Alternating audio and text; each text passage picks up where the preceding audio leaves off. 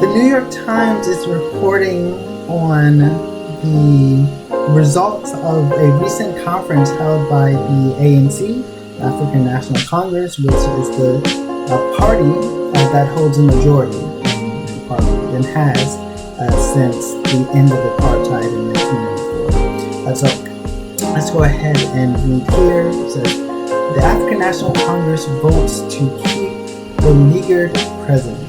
Despite a high-profile scandal, Cyril Ramaphosa consolidated support from the party that has dominated South Africa since independence. But with his misery rising, can the ANC retain its hold? So for those of you who are unaware, the current president and the head of the ANC, Cyril Ramaphosa, was engulfed in a corruption scandal titled Farmergate, where money from his business was kept in his property without being properly held within the proper financial channels. And there was an investigation that found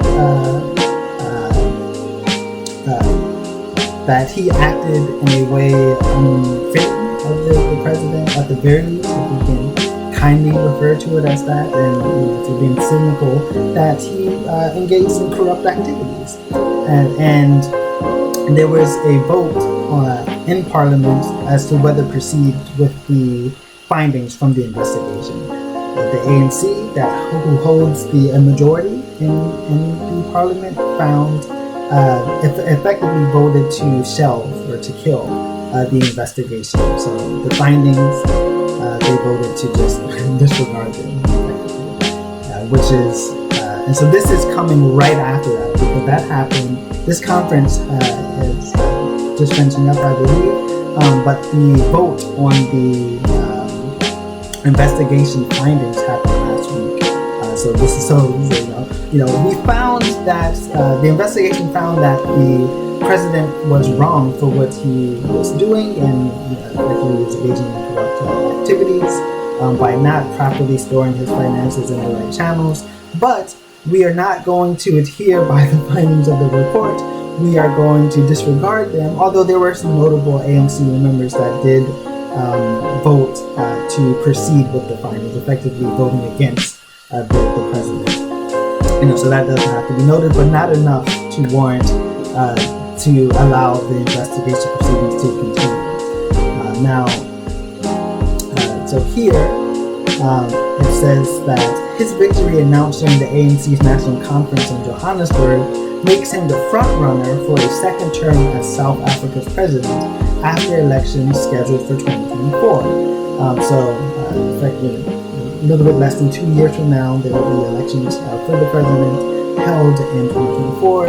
Now, the chosen leader, this is important, the chosen leader of the ANC, the party with the majority of seats in parliament, has become the nation's president in every election since 1994. So we can sort of conclude from that it is very likely that whoever the ANC nominates this time around will likely go on to become the president. As things currently hold, despite being increasingly unpopular, the ANC is still the party with the most parliamentarians in South Africa's parliament. And so this is, in a sense, this is kind of to be expected, right? Like, the ANC just voted to disregard proceeding further with the findings from the investigation into the current president's practices. So if they are willing to disregard those findings, which did find legitimate concerns regarding ethical concerns at the very least regarding the president's financial activities and withholding them and storing them within his own private properties, and now they proceeded to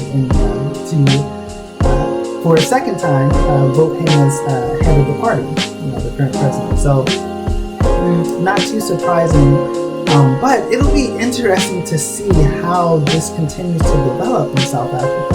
because I think at least especially over the past decade or so, you currently have Cyril Ramaphosa, but you had Jacob Zuma, who both were involved in corruption scandals, or at least that's how it's perceived by the public.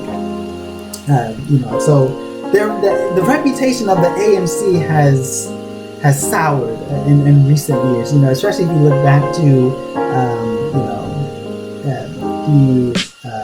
how the party was at the founding of modern-day South Africa post-apartheid under Nelson Mandela, for instance. It certainly isn't the same type of perception the party currently holds. So it'll be interesting to see how public sentiment develops around this. Will the ANC continue to receive a majority, continue to hold a majority in Parliament come 2024, or whenever the next cycle is for parliamentary elections? And will Cyril Ramaphosa secure a second term as president of South Africa when the next round of presidential elections happen in 2024? We certainly have to wait and find out. If you want to stay updated on breaking news around the world, please consider liking and subscribing. Thank you.